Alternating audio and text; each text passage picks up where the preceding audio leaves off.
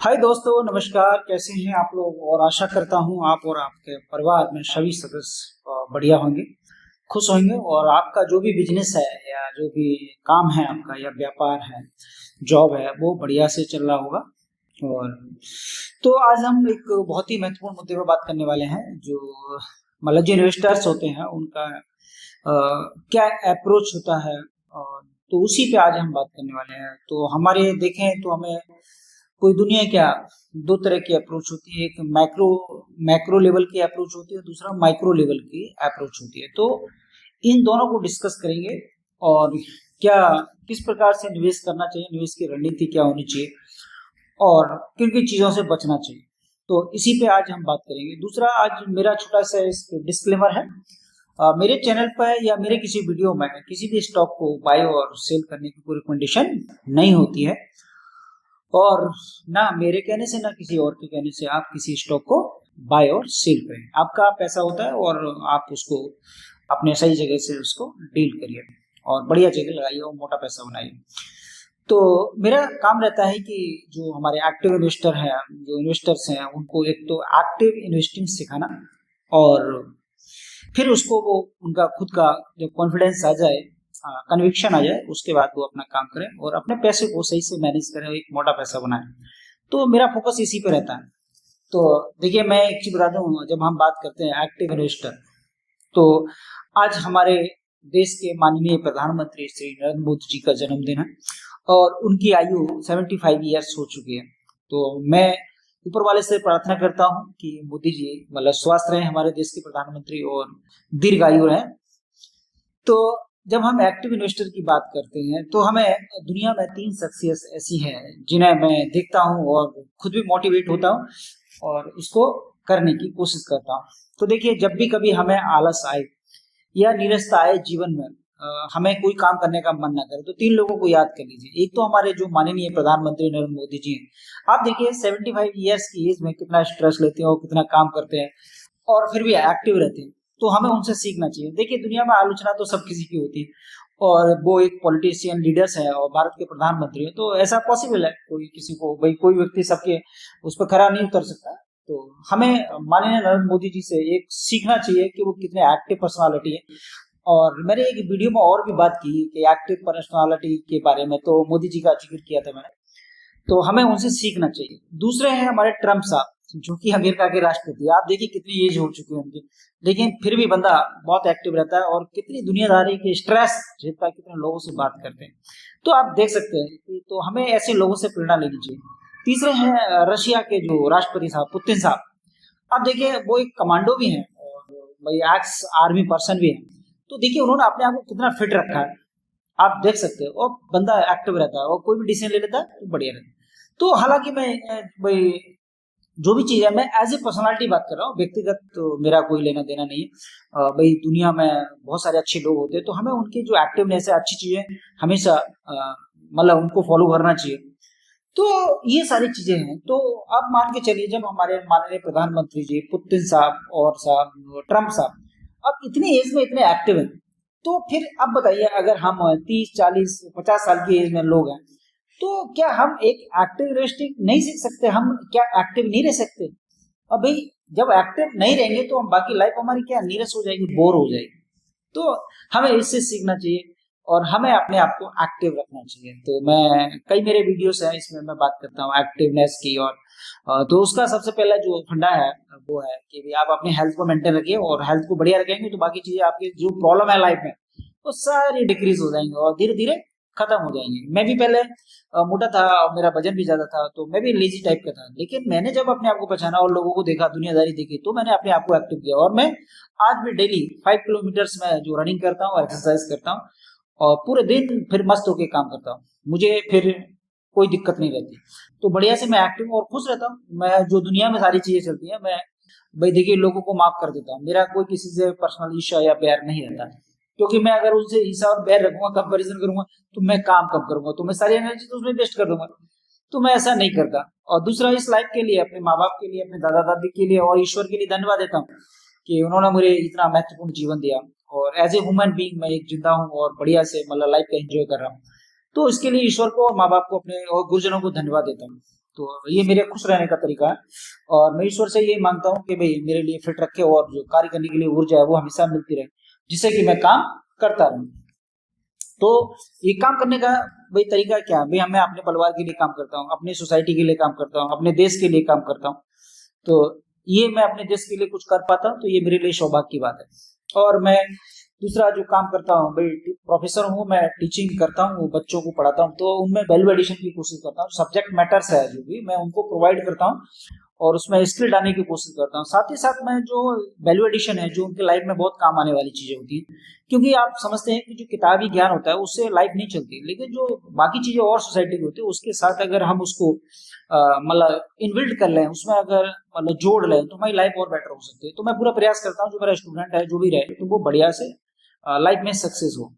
और मेरा एक थ्योरी है कि अगर कोई बंदा व्यक्ति अगर इस संसार में गरीब पैदा हो जाता तो वो गरीब पैदा होना उसके हाथ में नहीं होता, लेकिन गरीब ना मरे ये उसके हाथ में होता है। तो मैं चाहता हूँ कोई भी जो भी मेरे वीडियो को सुन रहे हैं और मुझे फॉलो करते हैं, तो आप अगर आपके पास संसाधन कम है तो निराश होने की कोई जरूरत नहीं है।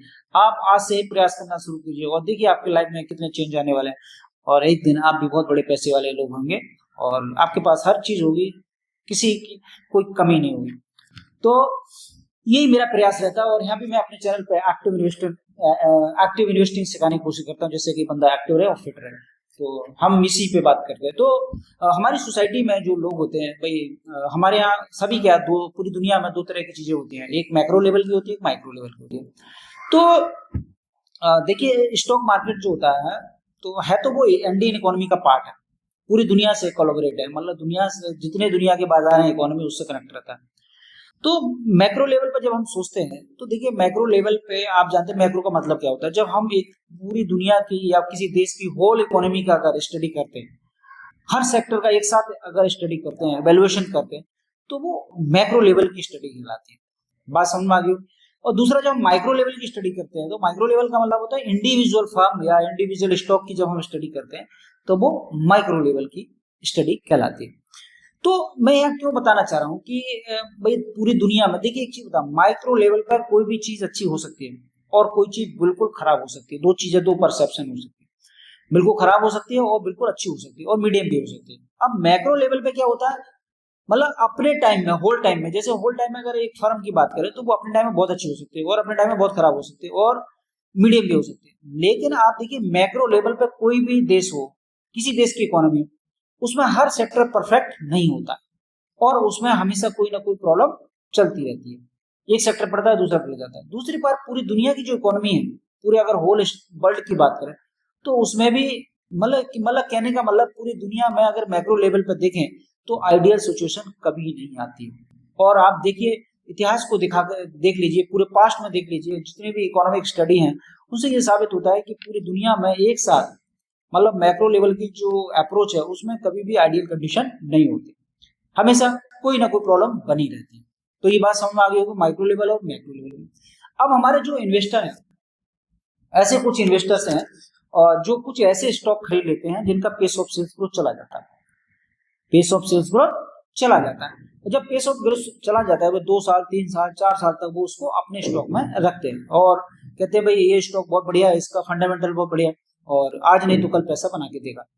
और दूसरा एक्सक्यूज देते हैं वो लोग, क्या करते हैं कि भाई हमारे इंडियन इकोनॉमी में क्या पूरी दुनिया में भाई बहुत सारे तरह की प्रॉब्लम चल रही है, इकोनॉमिक कंडीशन सही नहीं है और जिसके कारण भाई मेरा स्टॉक जो है वो भी परफॉर्मेंस नहीं कर पा रहा है।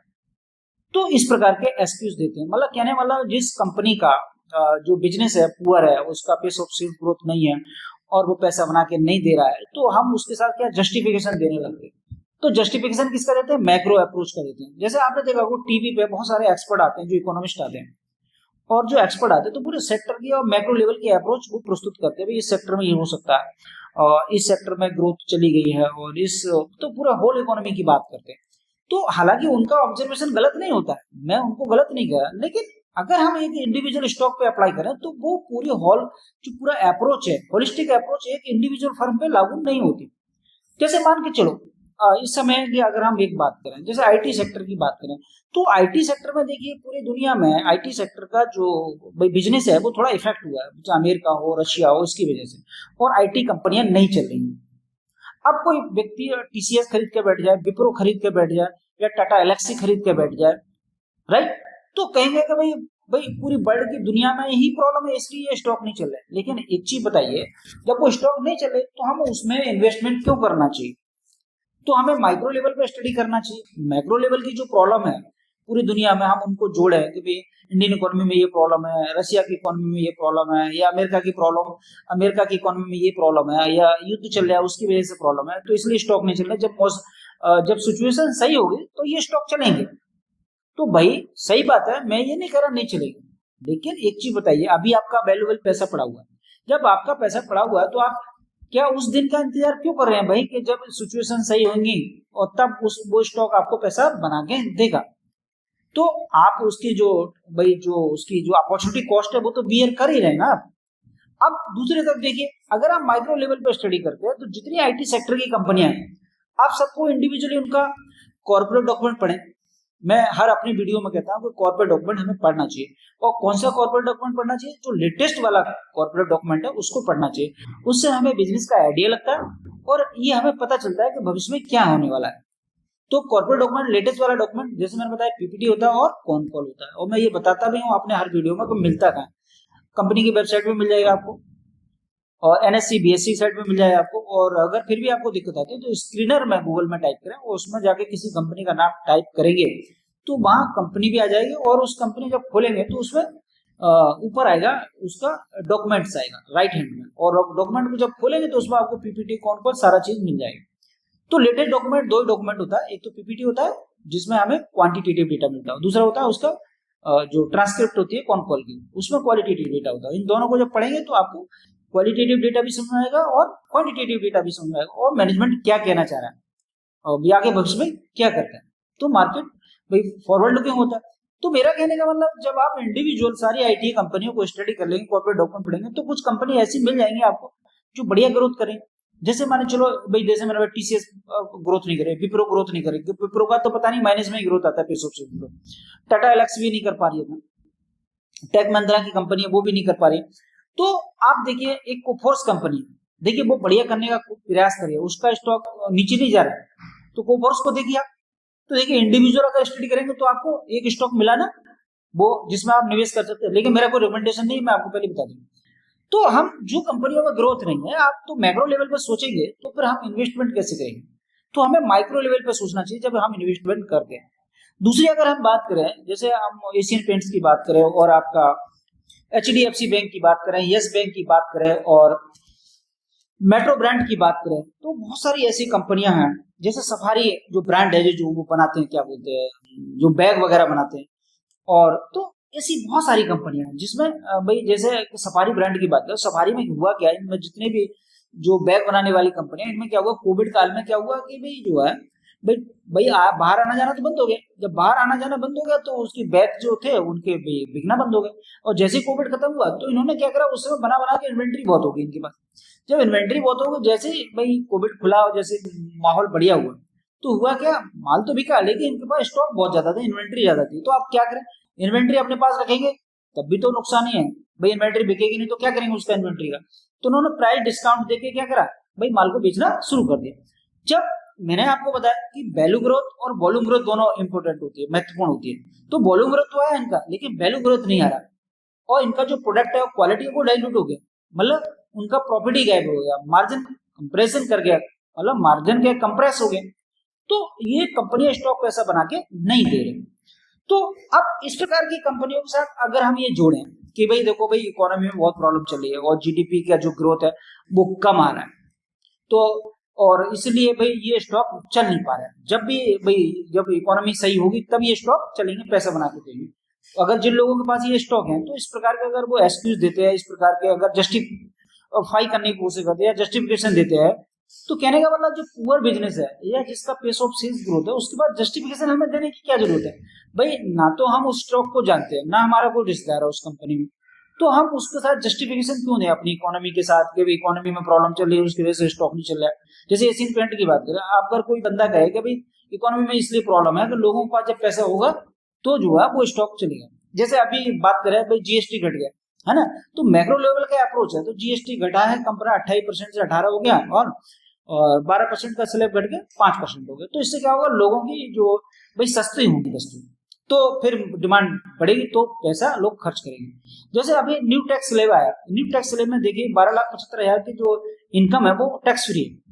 तो आप कहेंगे कि इस प्रकार की जो सरकार ने इनकम टैक्स जो का दायरा बढ़ा दिया, तो उससे डिमांड जनरेट होगी, लोगों के पास पैसा पहुंचेगा। ये बात सही है कि लोगों के पास पैसा पहुंचेगा, लेकिन एक चीज सोचो, कभी सोचा है कि आपको क्या एशियन पेंट की डिमांड बढ़ेगी? अरे भाई बिरला ओपस है और भी पेंट्स हैं, सिरका पेंट्स है, उनकी भी तो डिमांड बढ़ेगी। तो जो कंपनी पहले से ग्रोथ कर रही है भाई, पहले से ग्रोथ है उसकी, तो वो बहुत तेजी के साथ ग्रोथ करेगी। और जिनकी ग्रोथ कम है तो वो थोड़ा बढ़ सकती है, लेकिन उसका मुकाबला तो नहीं कर सकती। तो आप जैसे बात करें, हम सिरका पेंट की बात करें, तो सिरका पेंट का मुकाबला एशियन पेंट थोड़ी कर सकती है, बजट पेंट थोड़ी कर सकती है। जैसे बिरला उपस है, तो फिर डिमांड अगर कम हो, जीएसटी कम हुआ है, लोगों परचेजिंग पावर, तो बिरला उपस का स्टॉक तो और तेजी से भागे, या सिरका पेंट का और तेजी से भागे। तो बात समझ रहे हैं? अगर तो ये जरा सोचने की जरूरत है। तो इसको आप सोचिए, जो अप्रोच है हमें मैक्रो लेवल का जो अप्रोच है वो इन्वेस्टमेंट के लिए सही नहीं होता है भाई। वो सरकारों के लिए सही होता है, पॉलिसी मेकिंग के लिए सही हो सकता है, लेकिन इन्वेस्टमेंट के लिए स्टॉक में अगर इक्विटी में आप इन्वेस्टमेंट करते हैं तो आप उसको वो जस्टिफाई नहीं हो सकता और ना ही वो सुटेबल होता। तो हमें करना क्या चाहिए? हमें करना क्या है कि हमें जो भी इन्वेस्टमेंट करते हैं हमें माइक्रो लेवल पे सोचना चाहिए। अब जैसे मान चलो माइक्रो लेवल पे क्या करें भाई, देखिए माइक्रो लेवल पे आप सोचेंगे तो आप देखेंगे कि माइक्रो लेवल पे हमें क्या है भाई, स्टॉक मार्केट में इक्विटी में जितनी भी कंपनियां लिस्टेड है हमें उनका सबका इंडिविजुअल स्टडी करना चाहिए। अब भाई सेक्टर वाइज भी कर सकते हैं भाई, कोई सेक्टर जैसे फार्मा सेक्टर है, हॉस्पिटल है, एफएमसीजी है, आईटी है, और बहुत सारे लॉट ऑफ सेक्टर्स हैं, और आपका बैंकिंग सेक्टर है। अब जैसे बैंकिंग सेक्टर की बात करूं, अगर मैक्रो लेवल पर देखें भाई, अभी जो गवर्नमेंट ने कैश रिजर्व रेशियो और सीआरआर को कम किया है, ये बात सही है। तो आप सोच सकते हैं कि बैंकों का बिजनेस बढ़ेगा और एनबीएफसी का बढ़ेगा, ये बिल्कुल सही है, बात से मान सकता हूँ मैक्रो लेवल की जो अप्रोच है। अगर हम माइक्रो लेवल पे देखें आप इसमें कि ये फायदा जो कैश रिजर्व रेशियो कम हुआ है और आपका रेपो रेट कम हुआ है, तो इसका फायदा तो सबको मिलेगा ना। ऐसा थोड़ी है कि अकेले भी एचडीएफसी बैंक को मिलेगा, पीएनबी हाउसिंग फाइनेंस को मिलेगा, नहीं ना, सबको मिलेगा। अब मान के चलिए, अब जैसे मान चलो अभी जितना भी बैंक है, बैंकिंग सेक्टर है और फाइनेंशियल सेक्टर है और फाइनेंशियल कंपनी, उनमें जो ग्रोथ है उनकी, जो पेस ऑफ सेल्स ग्रोथ है या लोन बुक का जो ग्रोथ है वो 1 डिजिट में है लगभग। और कुछ कंपनियां ऐसी भी हैं जो एनबीएफसी है जिनमें अभी भी 30% 25% का ग्रोथ है। इंडिया होम फाइनेंस की बात करें तो इसके पास आज भी ग्रोथ है इनके पास। और आपका एक्सिस क्रेडिट ग्रामीण है, एसबीएफसी है, एसबीएफसी ये भी है एक कंपनी, कोपरी ग्लोबल है। तो इनका जो अगर देखेंगे माइक्रो फाइनेंस में देखें या जैसे अफोर्डेबल हाउसिंग में देखें, तो अफोर्डेबल हाउसिंग में इनमें देखेंगे तो इनमें अभी भी इनका लोन बुक जो है, जो ग्रोथ है वो 30% के लगभग है। तो अब आप ये देखिए, अगर मैक्रो लेवल पर उनको फायदा होगा तो इनको तो और ज्यादा फायदा होगा, तो ये और तेजी के साथ विकास करेंगे। तो ये समझने का प्रयास करिए। तो मेरा कहने का मतलब है कि आपको कोई भी सेक्टर में अगर ग्रोथ चला जाता है कोई बात नहीं, लेकिन उसमें कुछ कंपनियां उस सेक्टर की निकालिए, उनका माइक्रो लेवल पे स्टडी करिए, इंडिविजुअल स्टडी करिए। जब माइक्रो लेवल पे स्टडी करेंगे तो आपको पता चल जाएगा कि कौन सी कंपनी सबसे ज्यादा ग्रोथ कर रही है, और जो कंपनी ग्रोथ कर रही है, जिसका पेस ऑफ सेल्स ग्रोथ ज्यादा है, तो उसके साथ आप निवेश करिए। और 4 साल 5 साल जो कंपनी मतलब कोई ग्रोथ नहीं है और मैक्रो इकोनॉमी का इशू उसके साथ जोड़ करके आप उसे देख रहे हैं और अपना पैसा उसमें डाले पड़े, डंप करे पड़े, तो इससे क्या आप एक एक्टिव इन्वेस्टर नहीं हो सकते और ना ही आप एक मोटा पैसा बना सकते।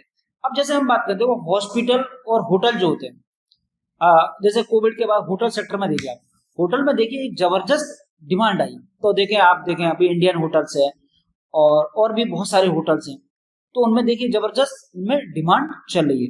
और कुछ होटल ऐसे भी जो बिल्कुल नहीं काम कर रहे हैं। तो होटल सेक्टर की बात करें तो उनमें जो भाई प्रॉफिटेबल है, जिस कंपनियों का बढ़िया, जैसे इंडियन होटल है और भी कई होटल्स हैं, तो उनमें देखिए आप। दूसरा हॉस्पिटल की बात करें, हॉस्पिटल में देखिए बहुत सारे हॉस्पिटल है, तो हॉस्पिटल में देखिए कि भाई हॉस्पिटल में डिमांड हमेशा, उनका जो बेड है वो हमेशा ही बुके रहते हैं। लोग भी भारत में कई तरह की बीमारियां हो रही हैं आजकल देखा जाए तो, और भारत में जो हेल्थ का इशू है वो एक कैपिटल ऑफ डायबिटीज का सेंटर बनता जा रहा है, और उसके कारण हमारा लाइफ स्टाइल भी उसके लिए जिम्मेदार है। और कहीं ना कहीं भी अभी हम देखिए, आप जैसे हम बात करें अभी रिफाइंड शुगर हम खूब इस्तेमाल करते हैं, फिजिकल एक्टिविटी करते नहीं है और दौड़ते हैं नहीं बिल्कुल, तो हमारा देखा भाई हर इंडियन का थोड़ा सा वो गांव में रहता है, अब तो गांव में रहने वाले लोगों को पेट निकलने लगे, अदरक की तरह शरीर बढ़ता है।